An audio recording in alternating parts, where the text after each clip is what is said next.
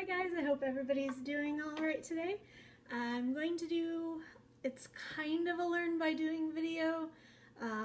Not exactly because I have done this before. It didn't work out perfectly the first time, so I'm trying again. It's also going to be the first time I've ever tried it with the Dremel, so anyone who knows me knows any sort of power tool in me is a bad combination, so we'll see how this goes. But anyway, today I'm going to make a needle minder, and it's really simple to do. Needle minders are one of my top 5 things that I wish we had had when I started stitching way back in the 80s sometime, a while ago. But I really love needle minders, especially having a dog around the house. I like being able to find them on the carpet before one of us finds them with a foot, and yeah, so handy thing to also be able to make, although I do have an addiction for buying from a couple of different places. It's nice to be able to make your own if you find something that you really like and would really like to turn into a needle minder. So I have this pin, and you can't see it very well because the sun is actually behind the camera, but it's a little unicorn. It says Magical AF. I might actually use this as a giveaway when I get to 50 subscribers. I haven't decided yet, but I've been toying with the idea of doing that. Either way, we're going to turn it into a needle minder today. Like I said, I've done this one time before. It didn't turn out too well. If anybody has seen my Natsu project, you've probably noticed gray hanging out on the side. That was the first needle minder that I made, and I did a couple things wrong with it. One of which involved me bleeding, and I've still got a little scar that you can't see very well, which is why I'm even more nervous about using the Dremel, because hand tools I managed to make scar myself. One thing I did wrong was I used the wrong magnets. I used a 1mm thick, and then I had to go back and add more. So this has 2 1mm, and then there's 2 1mm on the back of the pin as well, and it still doesn't hold a needle as well as I would like to. And then when I went online, I realized that I should have used 3mm. So I have those today. Everything I use, the links will be posted on the website if you'd like to try this yourself and you want to use exactly the things that I used. But as you can see, first of all, they're strong as hell. These are neodymium magnets, rare earth magnets, and they're really strong. And you can see this is a lot thicker. It is actually thicker than the 2 together that I used. So we'll need 1 of those. Eventually. I'm going to put that away for now. So the first thing I need to do with this is an enamel pin, so on the back it has the posts. And the first thing I'm going to do is cut those off. So I have a pair of tin snips here.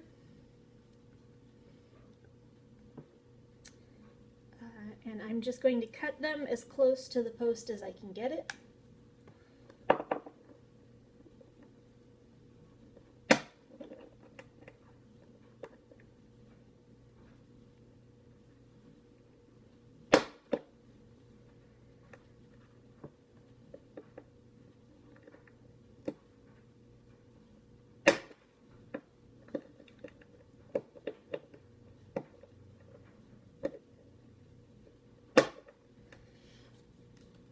And these are not flush tin snips, so they don't really get very far, don't get down as far as I would like them to.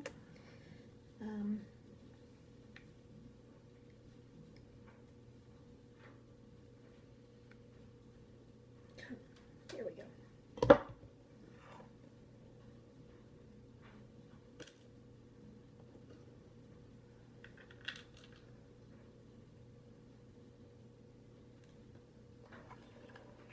But you can see that I did get the posts off, at least part way. So now I've got these pieces left that I couldn't get with the tin snips, and this is where the Dremel comes in. So like I said, this is the first time I've tried this. Fingers crossed that I don't bleed on my video, because it wouldn't be the first time that I've bled trying to make a needle minder. Safety first. I do not want flying pieces of metal in my eye. So we're going to try that. And here we go, fingers crossed.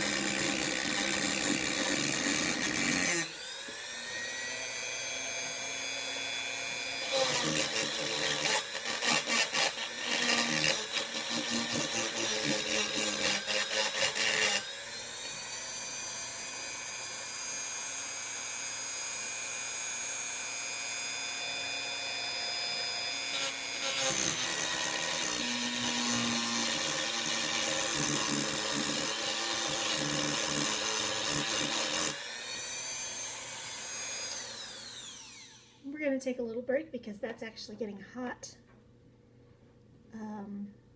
But it is coming off. So I don't know if you can see this. The stupid light being behind me is not a good thing.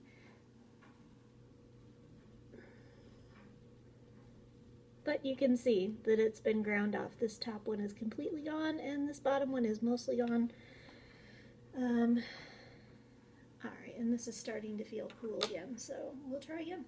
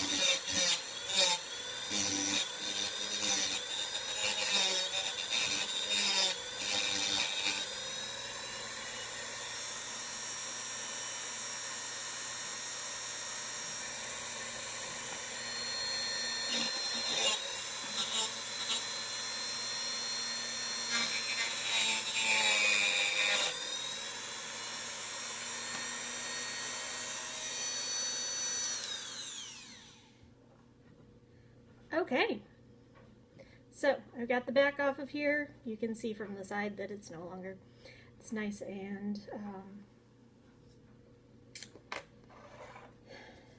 ground down. So the next thing we need to do is add the magnet. As I said, I am using a neodymium magnet, 3mm, 10 by 3mm. They came from Amazon. The link will be in the display notes, and these make me feel ridiculous, so I'm going to take them off. By the way, I got new glasses. I don't know what you think of them. I'm undecided yet. They're a little bit more cat-eye than I'm used to. But my eyes are getting worse because I'm spending too much time stitching, and so I had to get new glasses. So we'll get one of those off. I use E3000 adhesive. So it's been recommended to me. And I have a great big tube of it now, so that's what I use.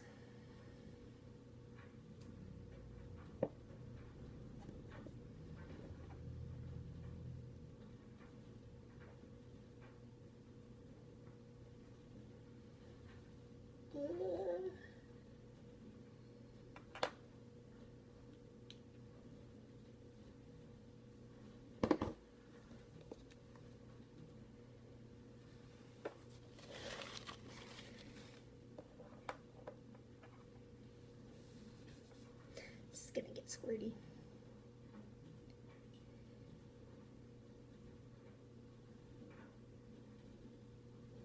I wonder if this will fit.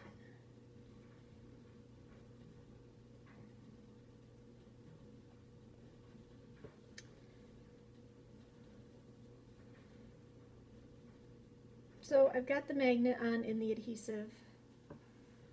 One thing that I'm going to do, I like to make sure that it's held in place for a little while it cures. It's supposed to cure for 24 hours, even though it's kind of stuck down right now.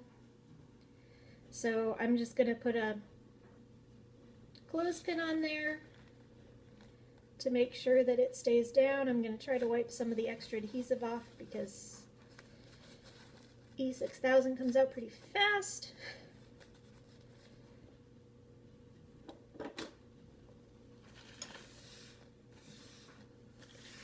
I'm going to wipe up all of the metal dust.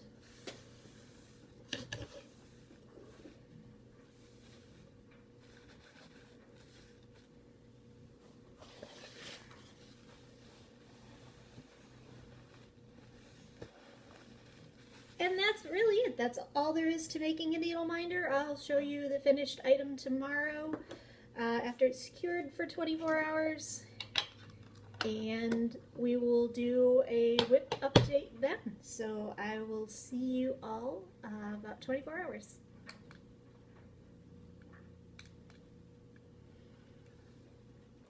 And we're back a little bit over 24 hours later.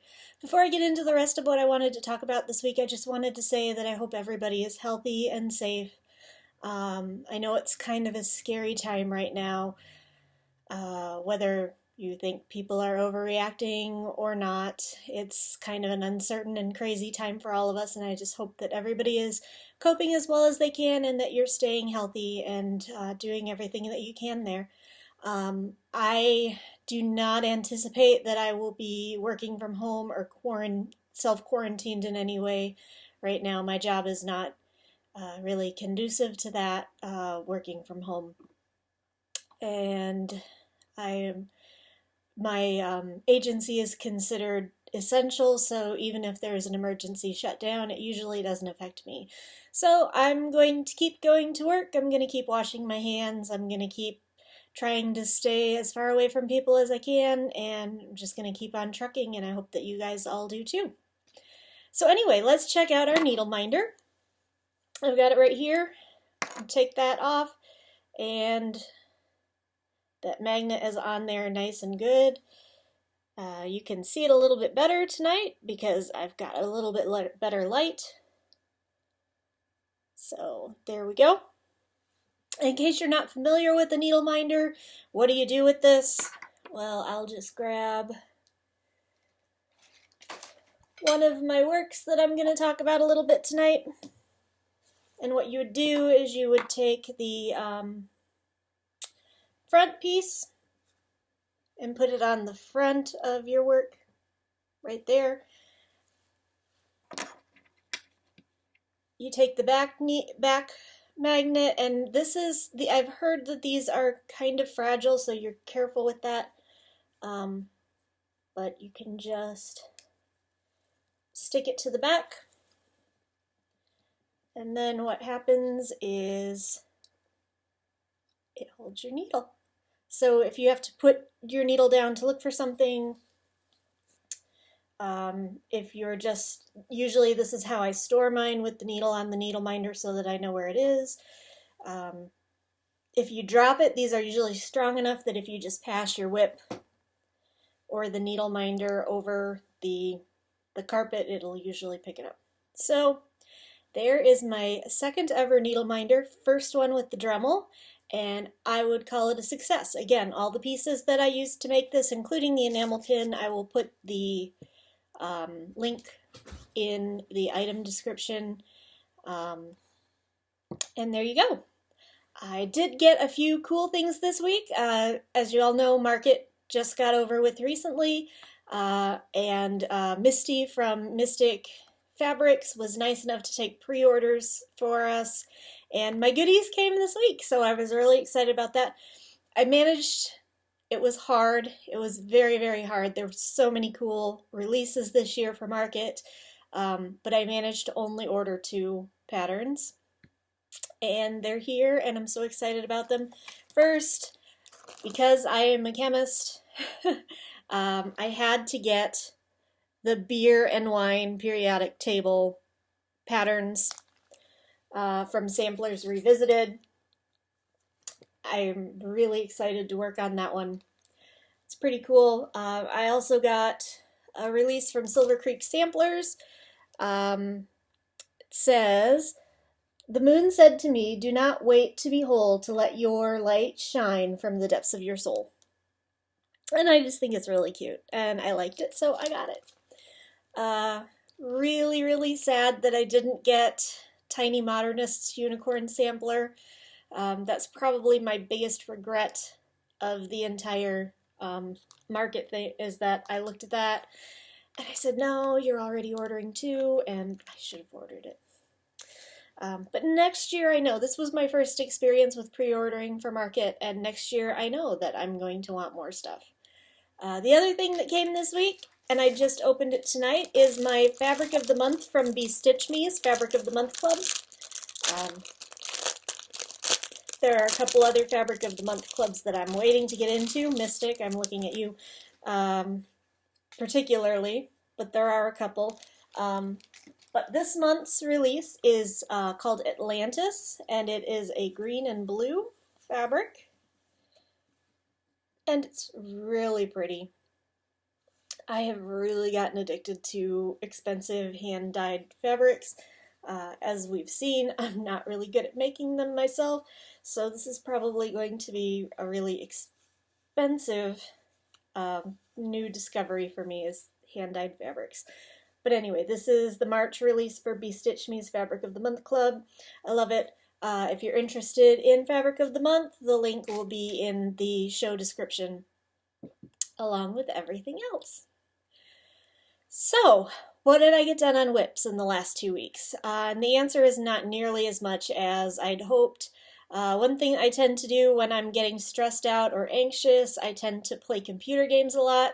I made a lot of progress on my farm in Stardew Valley, but I did not make a lot of progress on my stitching, at least for the fact that I had 2 weeks. But I do have 4 things to show you that I did make some progress on.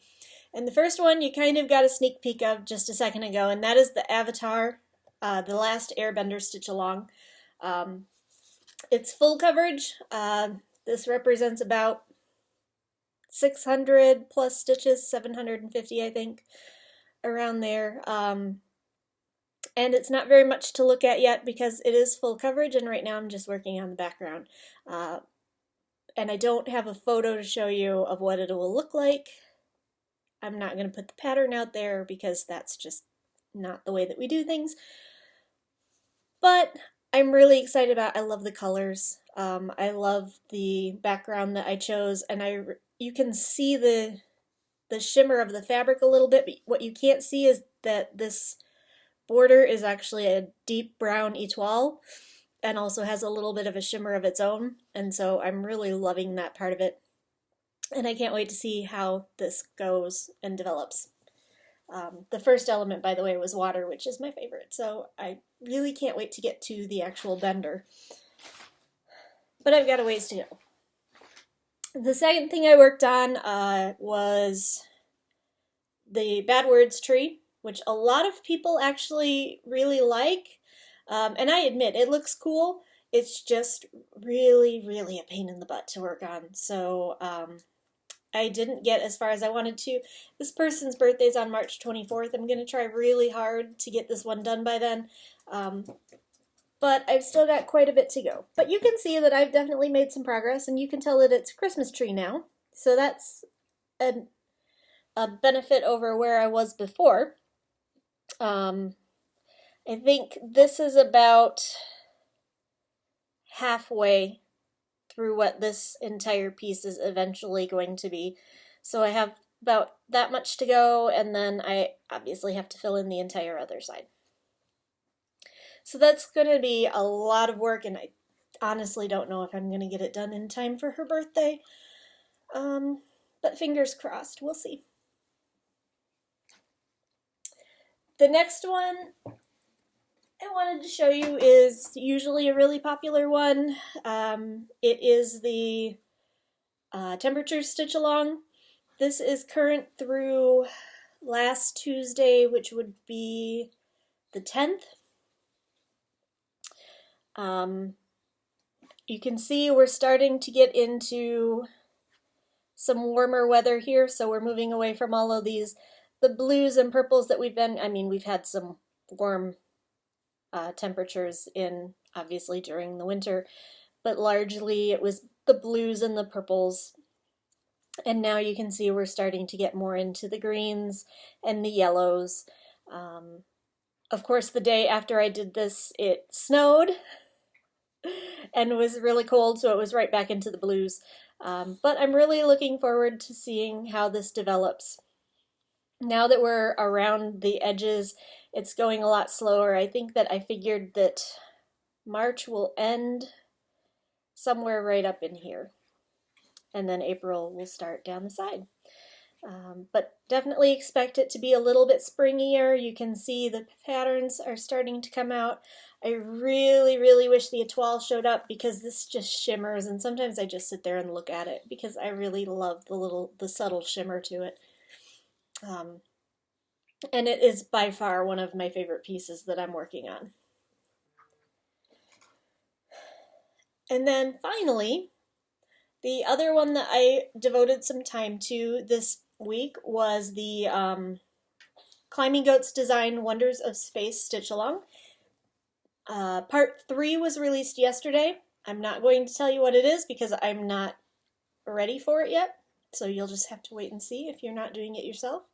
If you want to do it yourself, again, as always, I'll put all the links to all of the stitch-alongs to all of the patterns, including the Bad Words tree, which isn't a stitch-along, in my show description. But here's what I've got so far.